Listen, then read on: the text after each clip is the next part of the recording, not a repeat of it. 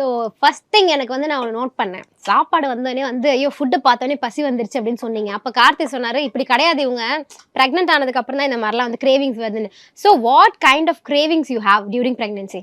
எனக்கு வந்து ஃபர்ஸ்ட் ஒரு 3 மாசம் சுத்தமா பசிக்கவே இல்ல. ஃபர்ஸ்ட் ட்ரைமெஸ்டர்ல.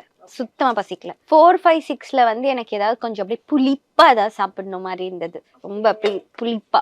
அப்புறம் இப்ப வந்து எனக்கு ரொம்ப ஸ்வீட் கிரேவிங்கா இருக்கு. ஏன்னா நான் நெறைய ஸ்வீட் எடுக்கவே இல்ல.